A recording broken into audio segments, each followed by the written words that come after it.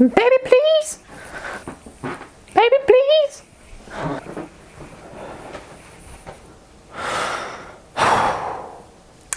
Hello and welcome to all those with ears tuned to sound. I'm PeaceforReece. Today we have for you an album review. Gary Clark Jr., This Land. Now, I am a big fan of Gary's and I have been waiting a few years for this album to come out. We haven't got a studio release from him since 2015's The Story of Sonny Boy Slim. Mixed bag, kind of similar to his first one. A lot of good tracks off of it, but they're bogged down by a lot of extra tracks that just kind of should have been left on the cutting room floor. His live catalog, on the other hand, oh boy, his live catalog is another story. This guy right here, incredible. So I've been waiting for him to come out with an album that can kind of capture his live, raw presence and guitar tone, talent, and vocal chops that he saves for his live concerts. So after about 4 years of waiting, has it been worth it? Sadly not. While I admire some of the sonic exploration that Gary took on this album, I can't help but feel that this album is way too long. Clocks in at just over an hour, not including the extra bonus tracks. And it's been a while since I've really felt myself looking at my watch during an album. That's not a good thing. Now, the first track, This Land, was one of the singles initially released for this album. It had my hopes up. It contains some really powerful guitars, a powerful message too. This is some of Gary's most poignant and angry lyrics I've heard from him. You can definitely hear his message and hear it very well on this track. The passionate guitars match the vocals very, very well, and the solo towards the latter part I really do dig. What About Us, the next track, does a good job of carrying over the kind of raw energy and presence that the first track allowed us. I really like how this track incorporates a big kind of choir vocal singing, "What about us?" What I get from the lyrics and overall vibe of the song is that, you know, at the end of the day, we all just want to be heard, and what about us? While the guitar riff is a little simple in this track, it did really grow on me. I like how it hangs in the background and kind of matches the effect that they have on Gary's voice in this song. Unfortunately, after What About Us, things start to take a little bit of a dive. I Got My Eyes on You and Walk Alone fall into kind of some more generic trappings. While both the tracks do offer some nice guitar and good riffs, they really can't offer anything that's exciting or keeps your attention for much too long. After those two, we move into Feelin' Like a Million.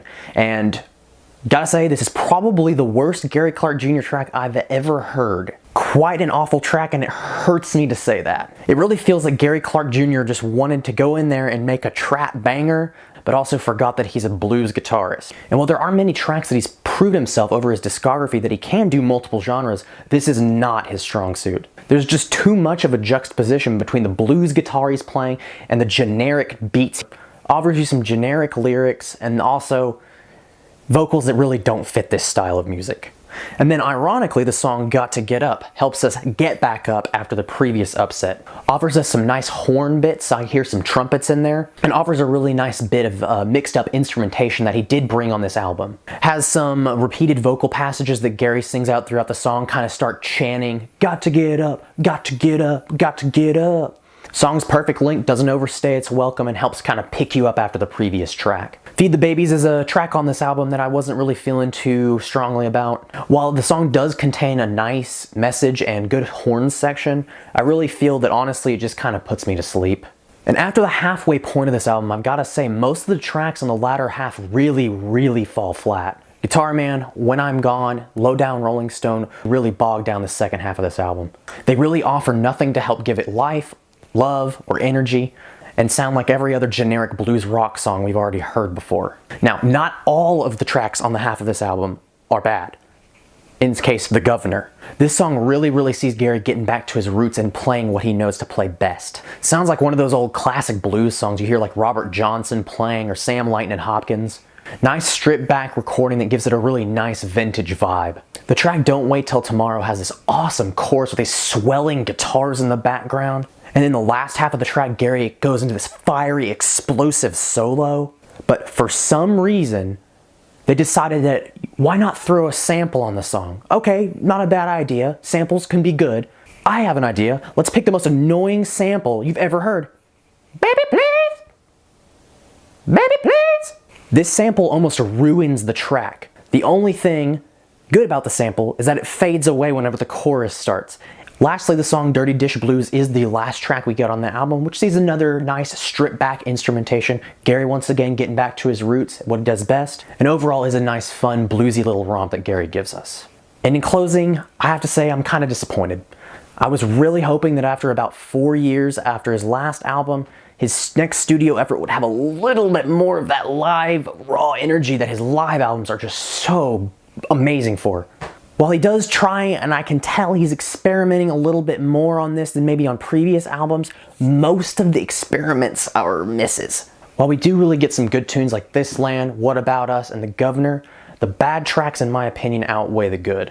And with this album lasting in an hour, not including the bonus tracks, it really starts to make you look at your watch going, there's actually that much more left? It feels like they went into the studio and every song, every idea he had, he put on the album. If they had cut out about 1/3 of the tracks that were on here, I feel that this would have slimmed it down and made it a little bit easier of a listen. I overall feel it's just very average. And in going with average, 5 out of 10 is, I feel, an appropriate score for it. Gotta say, I was hoping for a little bit more Gary. Hey, there's always next album. Now, if you're watching this and you never heard of Gary Clark Jr., don't let this dissuade you.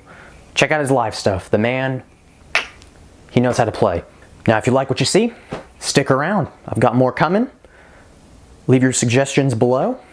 Any albums you think that I would like or maybe should check out, let me know. This has been PeaceforReece. Gary Clark Jr., This Land. Kitties, any opinion on the new Gary Clark Jr. album? Ah, I see. Alright, gotta get in the zone, gotta get in the zone, gotta get in the zone, gotta get in the zone, we gotta get in the zone, we gotta get in the zone.